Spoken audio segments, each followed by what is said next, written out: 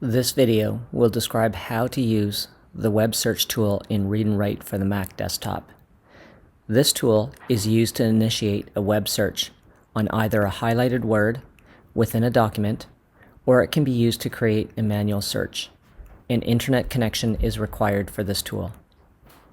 The web search icon can be found in the Writing and Research toolbars. In this video, the Research toolbar is shown. Initiate a web search for any word by highlighting the word in a document and clicking the web search icon. In this example, the default web browser is Google Chrome and the default search tool is Wikipedia. The default search tool can be changed by going into the Preferences menu by clicking the Settings icon in the toolbar. Locate the Web Search tab and change the default search tool from Wikipedia to Google.